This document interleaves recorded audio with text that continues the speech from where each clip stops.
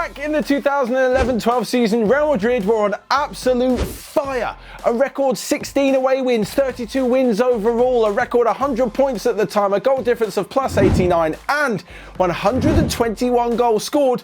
No one could really stop them. So where are that team now? Well, that's what I'm about to find out in the next few minutes.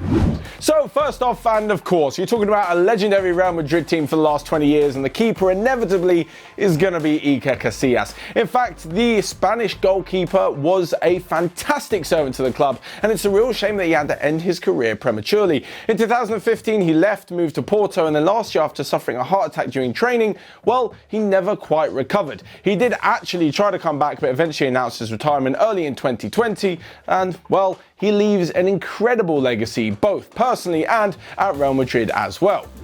To the right back spot, and it's Alvaro Arbeloa. Believe it or not, he was the guy that played right back for most of the season for Real Madrid, and he seems to be one of these guys, and I feel like Real Madrid have quite a few of them, that's just so loyal to the club. Even if he's not the best, you can't really fault his work ethic.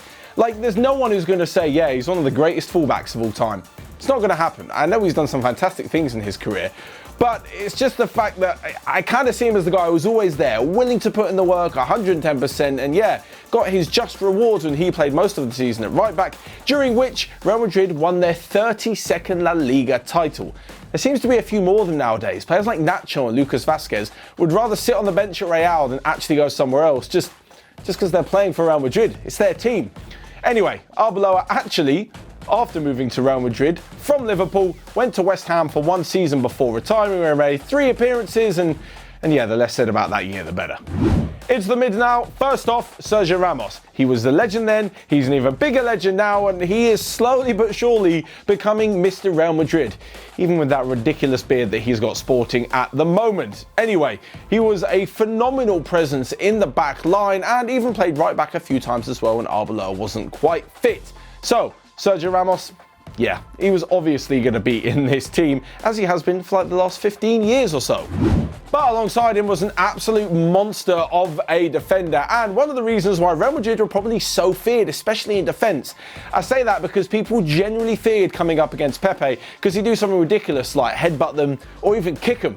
He once actually got suspended for quite a few games for absolutely belting his opponent whilst he was on the floor with his studs. Anyway, that's probably why he was so feared, and in fact, it kind of worked for Real Madrid. A few years later, he moved on to Turkey with Besiktas before finally, in January 2019, moving back to Porto where his career started. He is still there, and probably still terrifying defenders in the Portuguese league. And alongside them in defence was Marcelo. You're seeing a bit of a theme here. There are Real Madrid players that have been there for a long time because, well, they're incredibly loyal and also they stay at the top of their game. And that can definitely go for Marcelo. I'm going to put a big statement out there. Personally, I think his legacy at Real Madrid is better than Roberto Carlos's. Whether he's a better player, I'm unsure. But just what Marcelo has done from such a young age. He came into the club age 18, I believe, back in like 2006 or 2007. And this many years later, and he's pretty much still the starting left back, although Ferland Mendy is making a claim to make that spot his on a more permanent basis. This is probably why Marcelo's been touted with a move to Juventus or to just leave the club altogether. But still, regardless of whether he even leaves the club today, he will still go down as a Real Madrid legend, and a big part of why they managed to win the title that season, attacking down the left-hand side. Into the defensive midfield position, and we've got one absolute legend and one player who I think really isn't doing the best towards the end of his career. First off, Xabi Alonso. All you have to do is talk to any fan of any club that he's played for, and you can see why they loved him personally and just how much of a phenomenal footballer he was. We're talking Sociedad, the Lona Eibar, Liverpool, Real Madrid, Bayern Munich. Everyone loves him, and he's got some great facial hair to match. What a passer of the ball, and it just shows how good he was that when he actually left Real Madrid back in 2014, a few years after this title victory, Bayern Munich snapped him up. Like age 33, you'd probably think, is it really going to move from Real Madrid to Bayern? Is it going to be worth it for another midfielder?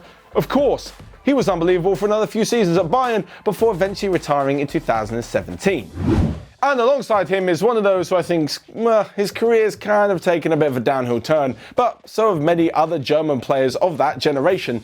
The one that didn't do so well in the 2018 World Cup. It's Sami Khedira. Now, at Real Madrid, there was definitely Definitely a few sort of murmurs that he wasn't quite a Real Madrid player. He didn't necessarily have the pizzazz or the star power that other legendary Real Madrid midfielders had before him, but he did do a very efficient job in winning the ball back and allowing the attackers to do their work.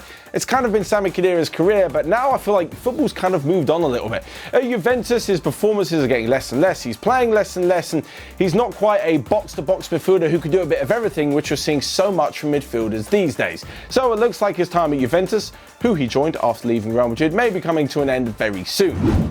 Now on the left-hand side of the attacking midfield three in this 4-2-3-1 formation was Angel Di Maria. He's actually someone who that move to Manchester United really ruined his reputation with English football fans. But what do English football fans know? Probably absolutely nothing. Nah, I'm just kidding, but honestly, for anyone who watched Di Maria at Real Madrid, then has watched his last, 5 seasons at PSG, you will know how much of a baller this guy is. An insane amount of assists. In fact, he had 16 assists and 5 goals in this La Liga season, during which he was only actually part of 23 match days. This is because of an injury, but still he was such a threat down that left-hand side that, well, you can kind of see why Manchester United paid a then club record fee for the Argentine services, no matter how poorly it then went on to be. Moving in one from Angel Di Maria and to Mesut Ozil, and another guy. When you think about Ozil now, you're probably like, oh, he goes missing. Oh, he's not really playing much, he's had fallouts, he's not really going to have a future at Arsenal, this and that. But God, back in the day, back in those Real Madrid days, and his first few years at Arsenal, an unbelievable creative midfielder. Honestly, the best in the world over those 2 years that Jose Mourinho was at the club. Like, there was nothing you could do when he was on form, when he was playing that beautiful, elegant football with incredible footwork, vision and passing. He was unstoppable. It's no wonder Real Madrid scored 121 league goals in the season. Mesut Ozil was the top assister in the league with 17. And in fact, the season before this, he had 25 assists in the league. I believe that's still a record in the European leagues. It might not be, let me know in the comment section, but I believe 25 assists in a single season in a European top flight is still the record. So he left to Arsenal 1 year later, and now this is currently where he still is, although it looks like a move could be on the cards, with the future of Arsenal seeming to take another direction. But onto the right hand side, and of course you know who it is, Cristiano Ronaldo, Real Madrid's top goal scorer of all time in all competitions with 450 goals. Insane, considering he was only there for 9 seasons. In fact, during this campaign, he made an appearance in every single La Liga match. That's 38 games with an incredible 46 goals. And like I said, it's no wonder when you've got the likes of Ozil and Di Maria assisting you. Oh, and also Xabi Alonso wasn't too bad at passing either. This was like peak Ronaldo-Messi era. These first few years from like 2010 2014, there seemed to be Clásicos every other week, and Ronaldo and Messi were centre stage for this. Ronaldo just coming out on top in La Liga in the 2011-12 season. It seems under Jose Mourinho, he really did have a new lease of attacking life, something you wouldn't necessarily associate with Mourinho-style players. As for now, Cristiano Ronaldo, of course you know it, he's at Juventus, still banging in the goals, not quite such a good rate, but still just showing what an unbelievable professional he is, doing an incredible job on the pitch, aged 35. So with Cristiano Ronaldo bagging an insane amount of goals, it wasn't just him, although he did account for just over a third of all goals scored in the league by Real Madrid that season. Up front, they had this very, very rare situation where only one of Higuain and Benzema could play, but they both managed to get on the score sheet a ridiculous amount of times. Karim Benzema was definitely the starter in the Real Madrid side that season, with Higuain coming off the bench more often than not. But somehow, Benzema finished with 21 goals and Higuain had 22. I'm not even sure how that's quite worked out. It's obviously that Higuain just took his chances on the pitch a lot more than Benzema did. Anyway, a phenomenal season from both of them, but Benzema is just in the starting lineup for this side. So, with Benzema still there, actually, he has become their 5th highest goal scorer of all time. And as for Higuain, well, he went to do his bit at Napoli, was an unbelievable goal scorer for them. And then Juventus kind of happened. He had one good season, there was loans at AC, then Chelsea, and now he's back at Juventus, and he's still in Cristiano Ronaldo's shadow.